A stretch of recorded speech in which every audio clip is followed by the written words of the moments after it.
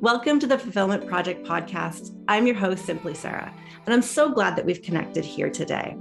I've created a series called Life Chats. This is a 4-part series of each of my amazing guests as I take you on a journey through their awakening process. My aim and goal for this show is to give you, the seeker, a container to explore your own growth as you awaken and step into more alignment, more joy, and more fulfillment every single day.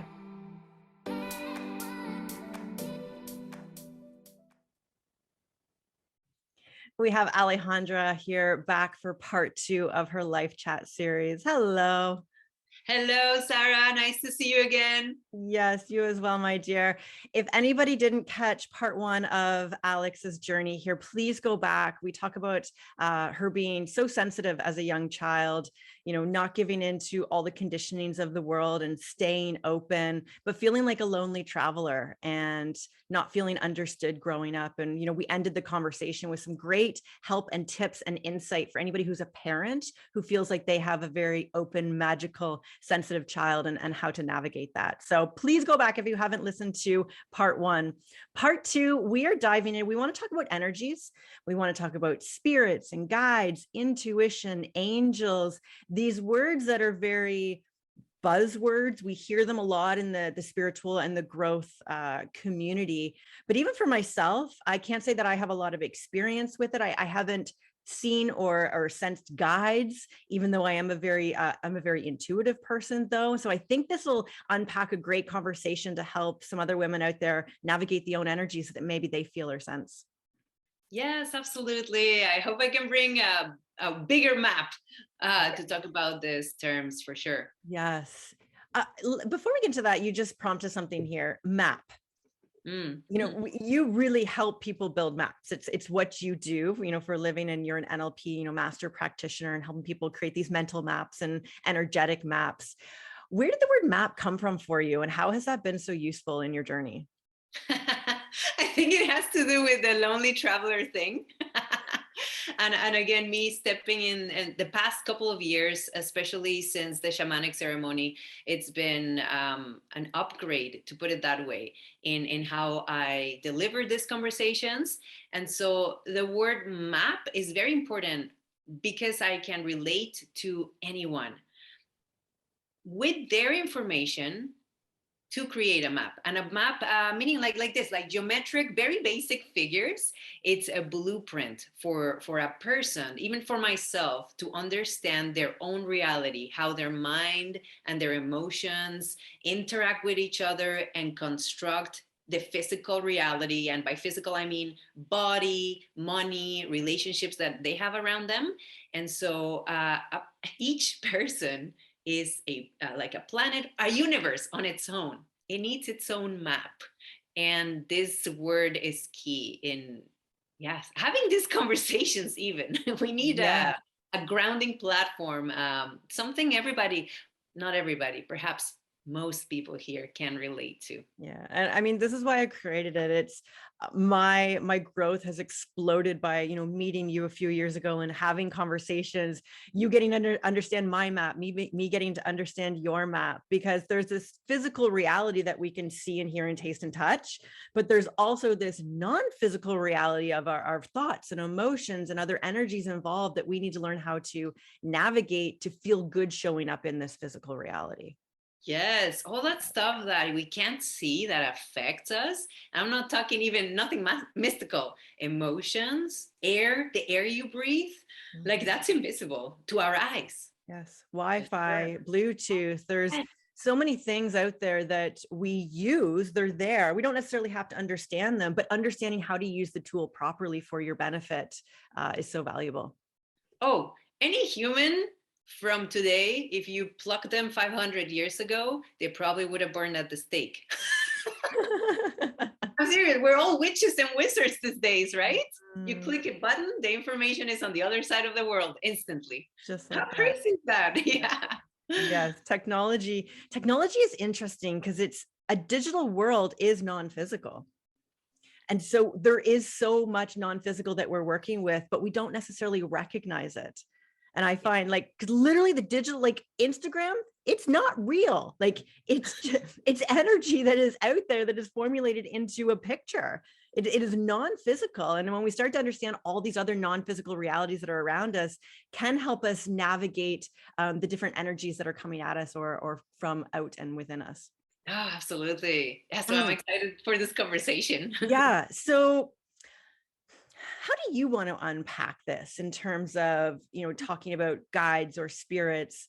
What were your first, I know in the last episode, you were talking about how you would sense something or sense grandpa Yeah. and bring it up. And so was it the spirit world, the lives that have passed that you first interacted with? I would have to take a guess and say yes, that was my initial awareness. And I think, you know what, let's use some labels that could be useful for me to continue the conversation throughout this episode. Let's call it the fourth dimension. And the fourth dimension, for anyone listening, it would be very similar to what you see in the third dimension. 3D dimension is the physical objects, your computer, your phone, the table, the person standing in front of you that you can see, touch, feel with your five senses. Very, very clear, right? Time, space, matter, and energy that are measured by how we've been taught. So the normal things, that's a 3 dimension. The fourth dimension, there is two big aspects to it.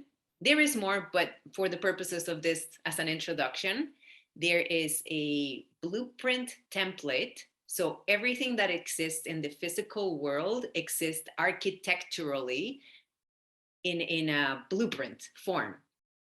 The best example is, how does your body know how to be your body? I mean, you grew up from the union, of a sperm and an egg. And there was a blueprint of what you would look like already encoded in the DNA. And that blueprint exists in the fourth dimension. So there's the architectural aspect of it. Another example is, if you think of a chair, first it had to be in someone's mind. Cannot touch that until it is created on the third dimension. But there was a blueprint on someone's mind. So it's very architectural. And then there is the fluid aspect that codes and wraps and gives meaning to things, and an emotion. It's that fluid substance in the fourth dimension. So again, if that's helpful, we have the third dimension, physical objects, time, space, you can see, touch, measure. Fourth dimension, there's two aspects: the architectural, which is very similar to the 3D, and the fluid, which is stuff that moves and changes and grows and dies and moves. Yeah, that sort of thing. Okay. Had you asked me a question? Yeah. And so do you believe, yeah, no, that was great to help people create a map of their own in their mind for what spirits and guides and where they really exist on this in a plane. So were spirits your first, we'll say, contact or experience with sensing different energies that were non-physical? I would say it was the energy of others. So in episode 1, I talked about the story of not wanting to be hugged, also feeling very uncomfortable in certain places. So my parents were physical education teachers, and instead of putting me into school at a very young age, they took me to their classes, and they would put me in the classes of the schools that they would attend. But I spent a lot of time in adult settings like offices. Even I remember being in lectures, like almost like university lectures when I was very young. And yeah, the feeling, I don't know. I just wanted to leave. I wanted to be by myself. I wanted to be alone. And the energy of others. Then going into family reunions, and uncles, aunts, everybody wants to hug. And I'm like, no, please, mom, dad, don't make me do this. Don't make me do it. And I had to do it because that's what, that's what you have. Yeah, that's what being nice meant, Sensing others. That was the first. That was the first instance of, realizing that there was something else that, different about me. What made you be able to harness that, I'll call it a gift. Being highly sensitive can very much be a gift when you learn how to utilize it for your benefit. And so how have you been able to harness that energy, I think that sensitivity, we'll say? as a young adult, it made me, I could pick up on so much about a person, and that opened communication channels. So throughout my life, I've been liked and I've been welcomed and I've been looked up to. I just didn't realize that what I was doing was reading someone's energy and mirroring and mimicking and even shape shifting my own energy to behave, talk, speak, even my posture, be more like them. And so, again, subconsciously, not knowingly, I was doing this. And the result was that a person with me would feel very comfortable, would feel like they could trust me, tell me things, they could ask me questions and feel safe. So I think that's how it started.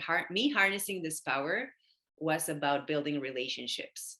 And funny enough, because for most part of my life, I've been thriving on the introvert kind of aspect, not wanting to be around others. Maybe that's why the energies, right? But whenever I did it very well. Again, yeah, unknowingly. See, I was using the gift without knowing that's what I was doing. Yes. I'd love for you to talk about grounding, because I know grounding is grounding your own energy so that you can show up as a higher functioning human who is highly sensitive. So what has grounding done for your life? It has made me love being human so much more. It has made me appreciate the now moment instead of wanting to check out all the time, because I can very easily enter my fantasy world or construct even things mathematically in my mind and not be present. And funny enough, I remember so many times as a teenager, sitting in a place, let's say at dinner with my family or driving in the car in the back seat, and almost wanting to punch myself and be like, come back, be here. I felt like more than half of me, of who I was not in my body. And that wasn't a nice feeling, even though for the most part, I've always wanted to be out there, high up there or in the fourth dimension, looking to connect with aliens, with spirit guides. They have many names. They could be the same thing with many different names. I don't know. We'll talk a little bit more about that. But grounding has made me love and appreciate every single second of being human. I mean, I still have my moments where I check out, but grounding brings me back in and helps me stand on my power. Yeah. Yes. Yes. And so with God, what is your understanding of spirits and those who have passed on, we'll say? What's your understanding of that? What's your map of that? That's just so well framed. So my map is that, again, as much as I can feel this, there is no way for me to say I'm 100% sure what I'm talking about, because I can only see it from my perspective in this life. So it is my map that, the moment someone passes, it could be that there was a knowing it was about time, but because we live in cultures that we don't take time to talk about death or to observe the meaning of death and how it can help you live a more powerful life. Most of the time, for most people, it comes as a shock. Yes. And again, a big thing to mention here, it's because we live in cultures that do not like to talk about death. That is not a bad thing. It's neither good nor bad. It simply is a reality that we are all going to travel through. If there's one certainty, is death, right? And so for most people, coming as a shock, let's say the moment someone passes, they could have regrets about life, or the situation was unfortunate, and they're gonna this soul, to call it something, the substance of the consciousness that was you in this life, is gonna spend a little time here just processing what just happened, and perhaps making sure that the people around them are okay. Now, the time in the fourth dimension, it's not like we measure here on the watch. So a day could be a year on that side, or vice versa. A year could be a day. Right. Yeah. So that's it's so interesting to even try to think about those things, right? Yeah. It's almost like it doesn't make sense. What are you talking about, Even Alex? with what you were saying earlier about, feeling half out of your body, half in, like that consciousness that senses there's something wrong. Perhaps when we pass, it's that consciousness of like, whoa, like, where's my body? What happened? And trying to find your bearings. Yes. I mean, dissociation, right? That is Yes. when like someone has a body and either through a trauma or an accident or pain, they are beside their body. We actually use these phrases in normal language, right? Yes. Yes. I am beside myself. Someone made me so upset. I am beside myself. Yes, that part of you dissociated. So it's so angry, doesn't want to deal with the full feeling of upsetness. Who knows what can happen if you deal with it, right? Yeah. Yes, and I mean it's worth also mentioning that, let's say what in my map I call the fourth dimension because it has many names. There are other things, other entities that are not a human consciousness. I mean, I wonder too, are we human consciousness for a while, but then we also, because we choose to come in human bodies, but maybe we're alien consciousness. I don't know. That in some time we're going to not be in human bodies. We're going to have like 3 arms or something like that. I don't know. Yes. And where does that consciousness come from? And you say we at least we hear that we are all an extension from source energy. We are consciousness, expressed through source. And where is that source and what does it mean? And what does it all mean? What does it all mean? I mean, we like to call ourselves human consciousness, right? And we can only relate to consciousness from the human perspective. But when there is no longer a human body, we are formless. There is no form to the consciousness. What does that mean? This is Alex and I. We go way up north with like no technology and just like wig ourselves out over conversations like this. Absolutely. But they're fun and I like to explore these conversations because I like to hear, what are your thoughts and how do you see this? And sometimes it can help me create a better map for myself. And I know vice versa. You and I have had so much value through our conversations of just exploring the what ifs and what is. Absolutely. And the way you and I have approached it is with a state of curiosity and childlike wonder. Again, if someone is looking to rebuild their life or find a new way of being, stepping into a higher, upgraded version of themselves, you cannot think from what you were before. You are going to have to look at things you've never seen before, have conversations in unreasonable ways. And in fact, this is why I am a big fan of Einstein. One of the smartest minds in our planet. He said, if you want smart children, read them a lot of fantasy books. If you want smarter children, read them more fantasy books.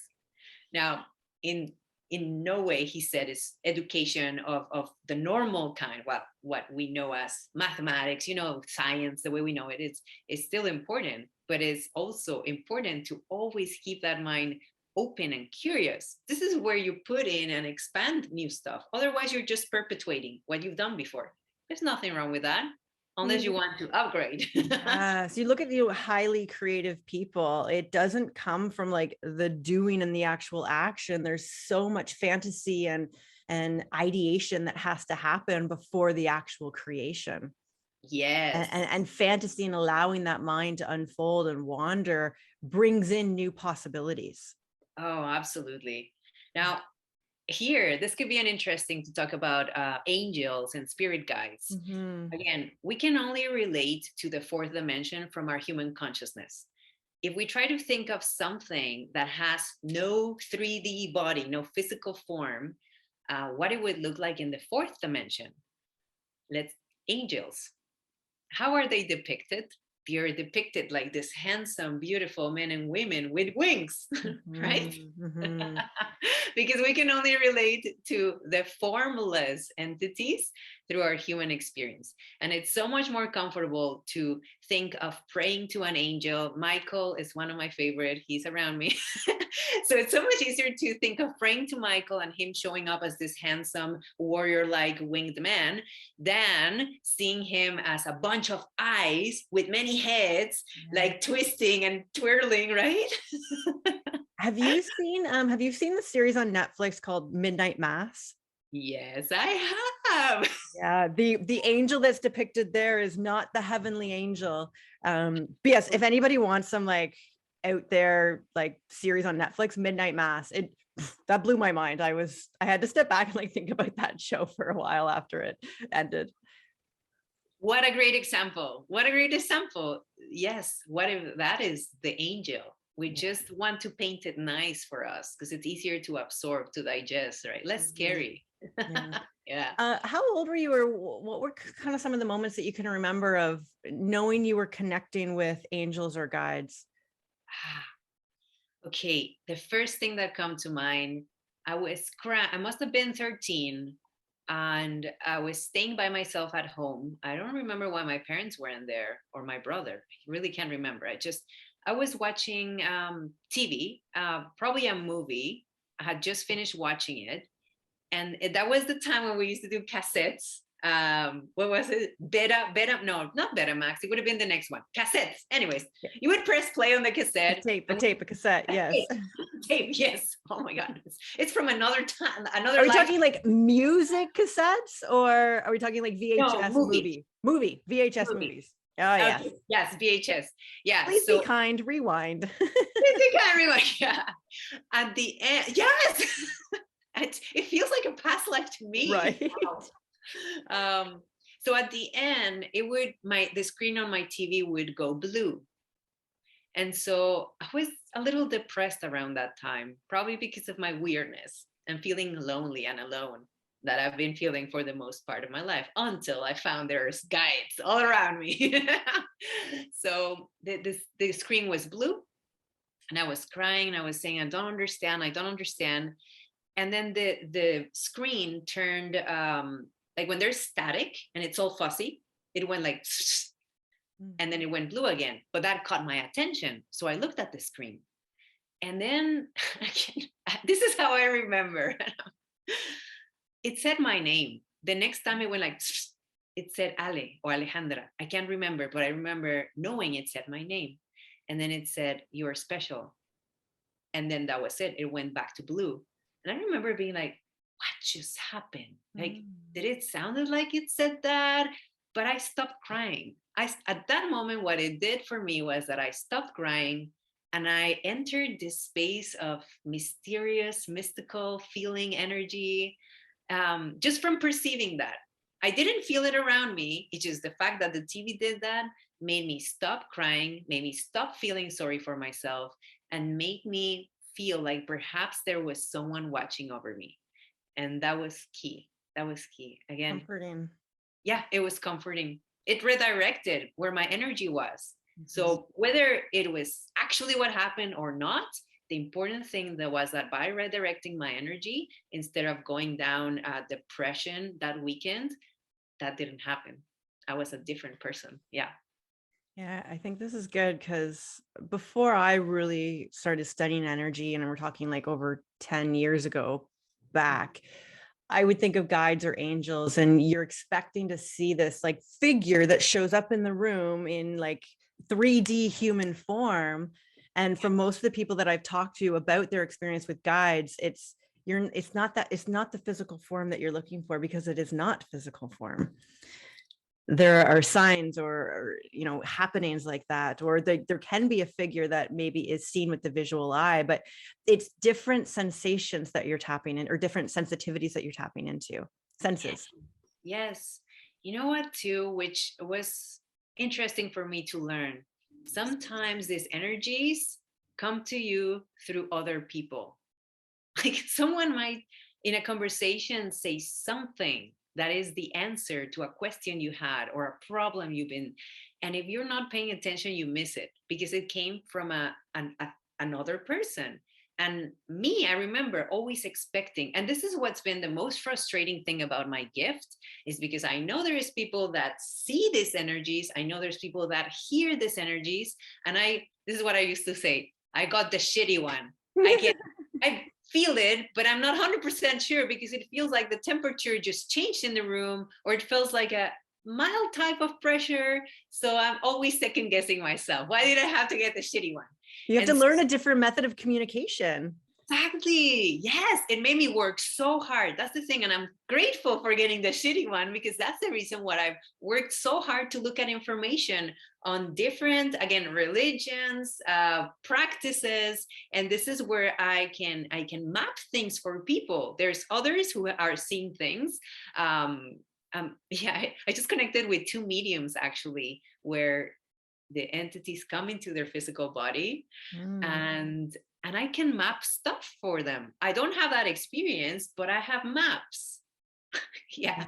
Boundaries, it works the same way with people as it does in the 4th dimension. Trust me. If you want an entity to be near you or in you, or if you don't want it, you have full right to put a boundary. You just have to know how to do it.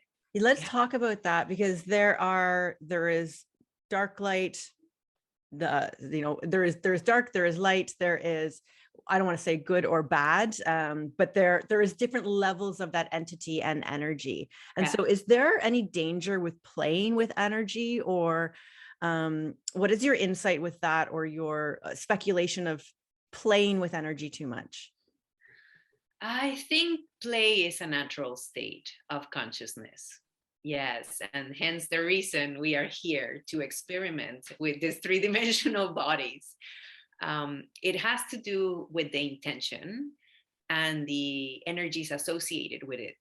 So, for example, and I played with Ouija boards when I was a kid, knowing that they could be a doorway to evil spirits.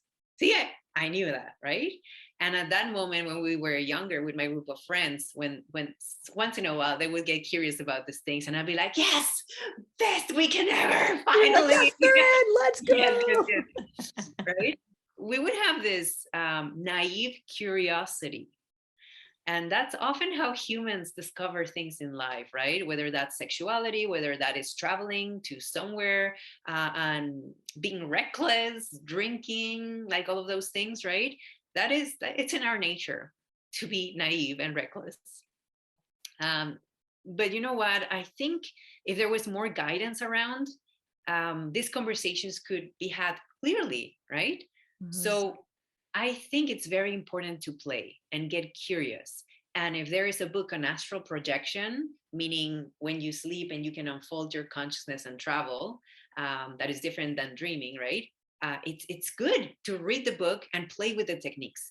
If someone is trying to move objects with the energy of their mind, right, or their intentions, it's good to research techniques and play with it.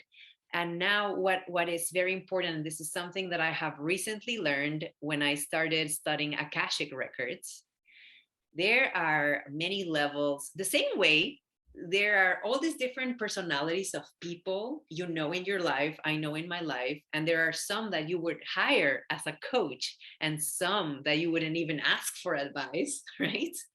It's the same on the other side. So in the 4th dimension, let's say there's someone that there's the ones that recently have passed or have stepped into a new role, and they're like super eager to help and show up in the 3-dimensional world, right? And then there is ones that are wiser, older, more knowledgeable entities, to put it that way, that are there to help. And us humans, again, not knowing how to have these conversations with ourselves, and with the energy play that we summon, we're just like, just show me something, just show me something. Anyone is going to show up, right? You don't know if it's going to be like an amazing coach or like a crappy coach. And so a key thing that I can share here with anybody curious about playing with energy, tarot cards, even I'm hesitant to say the Ouija board. I have a feeling that there's so much more denser energy associated to this. It's not a tool that I would use. But any other tools, right? That are with good intention, to sit down and ask for the highest vibration to show up. Only the light that shines in the light. And you have the right to be guided by the highest available coach to you. Yes. What would you want to someone like crappy coach? Like, you know what I mean? So like what you said, it's your intention. It's the intention. Yeah, the energy too. Like, of course, I know of people that work with energy, not necessarily with the best intention. It's like self-serving or egocentric, or there is an ulterior motive too. So that tends to pull denser energies from the fourth dimension. Yeah. Do you have any like, you know, grounding practice or creating energetic barriers or anything like that? Yes, absolutely. Grounding is super important.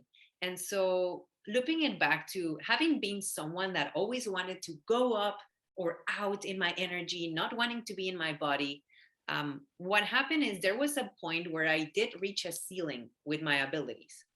And I came across a guide of mine in physical form. So she was my NLP practitioner, the master practitioner that delivered me the course.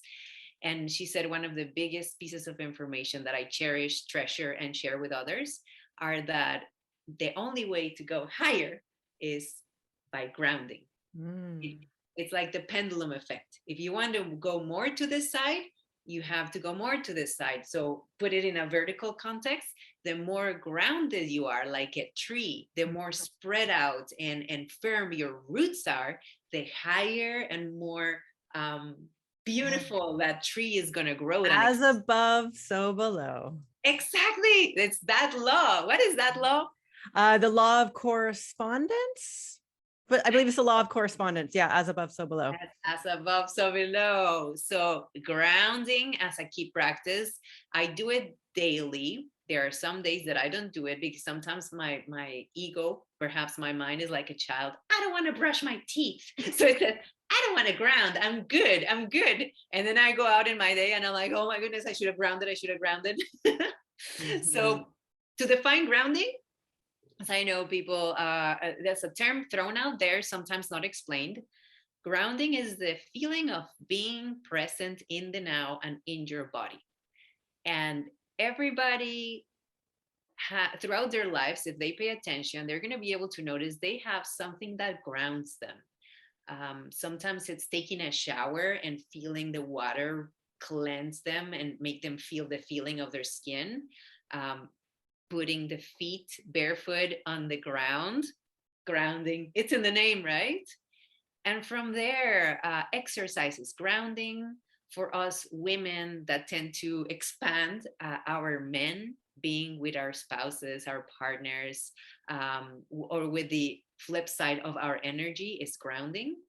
Food is grounding. It falls into the stomach. It requires presence to be digested.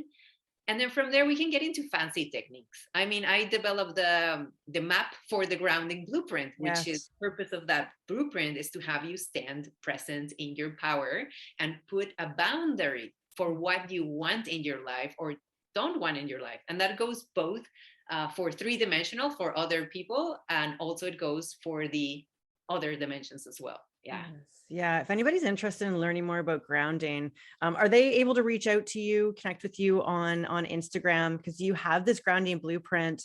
What was it, like 4 or 5 months ago? I worked with you on that for like, I think it was 14 days straight that we had that little challenge. And that was great. It taught me grounding in a whole new way and brought different elements in that I had never felt from a grounding practice before. So where can we find you on Instagram? I'm going to shout you out right now, just if anybody's interested.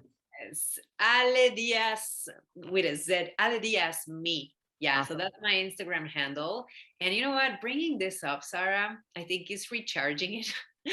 I promised myself I was going to put the blueprint as a workbook or as a series of video guides, because I know how important it is especially for those women stepping into their upgraded abilities, spirituality, sense of wonder for their gifts. grounding is I would say, like brushing your teeth. It's a key daily practice. Yes. Well, like we said, you can't rise higher or upgrade or elevate, consciousness or gifts until you are really rooted, or it won't be in a sustainable fashion. Exactly. That's more like it. You will be able to. It's just gonna feel frantic all over the place. It could deplete you as well. Yeah. I find if I'm not grounded, I'll fry my energy out. Yes. Yeah, because we even talk about consciousness of 3D, 4D, 5D, where it's just elevated levels of consciousness, different view of the world. If anybody's interested where their consciousness lies, I have thevibequiz.com. There's links in the show notes there to see where your consciousness lies. But 5D, if I'm not grounded up there, I fry myself right out. Because there's a lightness up in 5D that keeps me elevating, and if I'm not grounded, it just done. It's like an insect hitting one of those lights that are outside, the little buzzer. Oh my goodness. Oh, should we unravel now the conversation of 5D, or wait till the next episode? Let's wait till the next episode, because I want to bring in your experience with shamanic plant medicine ceremony. You've really elevated into 5D, or recognized yourself in 5D over the past, few months of some contrast that you've had. So I think that is a whole great section for part 3 of this journey. Oh, absolutely. And I am someone who has lived in 4D. Again, being aware as a kid, I'm getting the goosebumps, kids. This is key. As a kid, being aware of the energies of people who had passed, of what people carry with them, like energy reading. I just didn't know that's what I was doing. And I can explain a bit more of what energy reading is in a very simple way, because everybody reads energy. Everybody can read energy. I've been swimming in 4D. I love the drama. I love like the angelic forces, and then the shadow figures that come in dreams and cause sleep paralysis. Like, I love it. I want to know it all.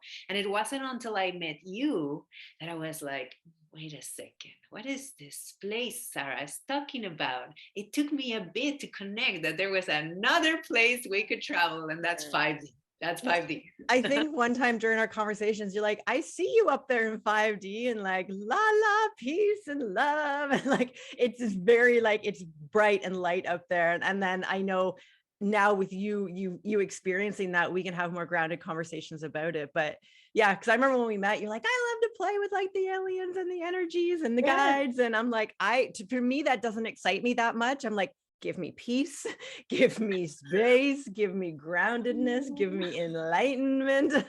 Yeah, and I'm like, why do you want to miss out on all these adventures, all this drama? Like 4D is like a Mexican soap opera. Yes. I swear it can be fun. But no, you know what? Then I started tapping into 5D, and I'm like, I see. Awesome. Yeah, let's bring that back, because I know, oh my God, we can jam out over a whole session about those different levels of consciousness. And I think also help anybody listening here navigate their emotional states as well, because those states of consciousness are tied with emotions, tied on view of life, tied on the actions that you're taking, and help to people to elevate more. As we wrap up this episode here, I'd love for you just to chat about Archangel Michael. I know he's like that main figure in terms of a guide in your life. When did you first recognize him? How do you recognize him now? How do you use him as a benefit to your life? Wow. I think my mind keeps going back, pointing to 2017. So that was a time where, again, I was seeing many coincidences back to back to back to back to back. And so I would grab my journal and I would log them. This is a good piece of advice for anybody that is interested in growing their gifts, their abilities, stepping into this fantastical world of 3D happenings. Whenever something like that happens, acknowledge it in some way or form. You can either say thank you, or you can write it down, journal about it, acknowledge it. And that pulls more energy towards it. I mean, these forces come and go. If we don't care to look at them, they don't stick around. They're going to look for someone else that cares about them. So it started getting overwhelming. Yeah. I also around that time met a person, a friend in the gym, who was mirroring me a lot, and that was very unsettling. It would heighten my energy, but it would also make me crash. And I was just so fixated with this person. So again, there was a person, and there was all the synchronicities happening. I became overwhelmed, and I don't remember exactly when I had a sense of Michael being around, but I remember there was a point of overwhelm when I'm like, I'm about to lose it. Like, what? Am I going to die tomorrow? Is the world going to crack open? Is the apocalypse happening tomorrow? That was just how intense everything felt to me. And I remember my grandma, and I had this picture of her sitting down and praying, Catholic grandma. And that brought me comfort, and I said, I'm going to kneel down and pray on my bed like I hadn't done since I was 12 years old. And I said, Michael, it's my friend Michael. Dear Michael, I have a lot of coincidences happening and starting to trip me out. Can you please slow it down just a little bit? It's like I wanted all my life to have this happen. I'm surprised I am asking you to tone it down. But I think with everything that's happening in my life too, and at that time I was competing, I had just left Good Life. I said, just close the floodgate a little bit, please. And the fascinating thing was like the next day at around 5:50 in the morning, um, the speakers downstairs turned on. Like someone's device mysteriously must have gotten hooked on the speakers, and there was this like mystical music, and then a man's voice, like a beautiful man's voice, said, I am here to speak to those who are ready to step into their new selves. And my husband is like, I told you to disconnect the speakers, and he goes down and disconnects them. But I remember I had asked for guidance the night before, along with my prayer of toning it down. I'm sitting there being like, wow, this is happening. Thank you so much. Thank you. That was the first time his presence was made known like that. And there was another instance where I had parked in a place in Oakville where they were people were slashing tires to, I guess, to rob someone. But I didn't realize that my tire had been slashed, so I was about to enter the highway, and at last moment I looked up, like within looking up and seeing Michael's. I turned over instead of going into the highway. I don't know how dangerous that could have been at the speed that I was going without knowing I had a flat tire. And that day also, the person that came, as I parked, someone said, you have a flat tire. And then the next second, two of my beautiful and angel friends that I call them showed up, helped me out. And then when I arrived to the dealership, there was a Michael receiving me there. And I'm like, oh, Michael, thank you. Thank you. You're there. I feel you. So I talk to him a lot. And sometimes he shows up as a symbol. I know for myself, fives, the color blue, and there's a certain geometric figure that shows up for me. Again, we're talking about formless entities, right? That's Michael. I can feel Michael. And he showed up in my shamanic ceremony too. Yeah. Mm. Would you say he's the one that you call on, rely on, um, make note of the most? You make note of the most, and there's also sometimes where he feels far away from me. He's never far. It's just probably my sense of him. So there's this weird relationship. I would say he's very I don't know, it is just, I have so much respect for him. He feels like a commander. I call him the commander of my army. That's my little name with him. um Very I don't know. It's just such a strong personality, I feel. And I am a strong personality. So sometimes there's a bit of a like, I don't know how to explain it. It's hard to put it in words. Yeah. Would you say that and maybe he has many roles, is he there for comfort? Is he there for strength? Is he there for guidance? Like what role would you say that he plays in your life? Or is it all the above? Strength, protection, warrior like. Mm. Yeah. yeah, like a commander of an army. Because I have also sensed Gabriel and Raphael, and their energies are very different. Yeah, yeah. Mm. Juicy, juicy. More. Thank you, my friend. Part 3, I want to unpack your shamanic ceremony. Alex is a part of the upgrade, which is happening. We have a few retreats coming up. There is a link in the show notes. What is your role with the upgrade? My role is to be present with the participants on a one-on-one basis, perhaps in some group activities that we've had. My role is to ask really good questions for a person to understand and unravel their experience.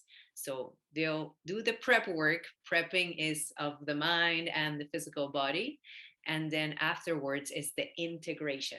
So I provide space for someone to talk, unravel, converse, make sense, piece together in a map that will serve them with purpose and strength so that they can, take this experience and expand it in their life with actions. You help create that new mental map for who they want to be. And you're an NLP practitioner, master practitioner. What is NLP? Explain that. Neurolinguistic programming. So neurons, right? If there's someone here that I treasure science, it has amazing maps, right? I often talk about chakras as machines and in a scientific map. I think there's still some years before we can have those conversations like that.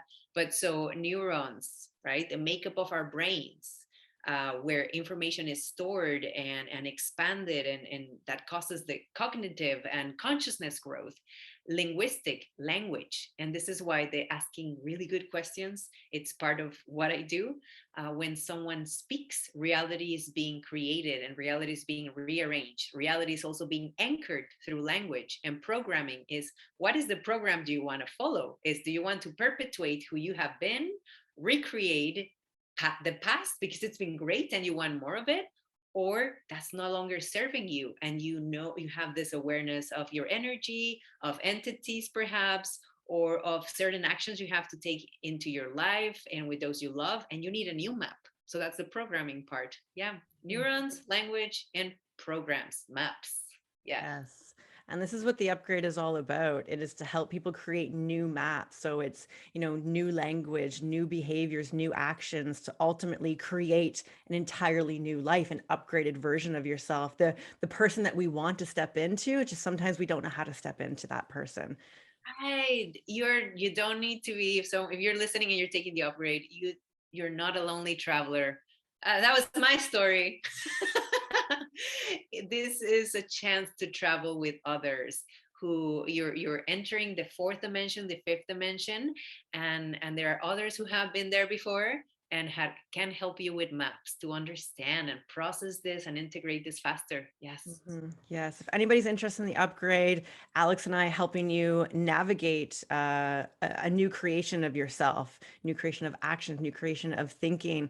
We pair that with a shamanic ceremony that Bharat hosts, where we explore some plant medicines, diving into that subconscious, and Alex helping you rewrite afterwards. So I'm so excited for, we have retreats coming up in June. We have 2 of them that are going to be in the fall as well. We haven't released dates for October or November, but if anybody's interested, there's a link in the show notes, and Alex and I would love to help be your tour guides through an upgrade to a new level of living and being.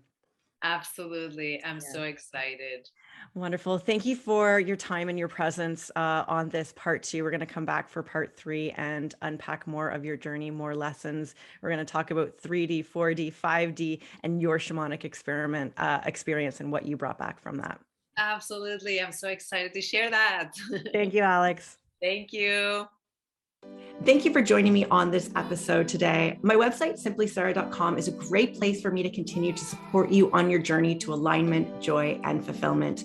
There you will find upcoming retreats that I am hosting, resources, books, and many other helpful tools to help you on your travels through this thing called life.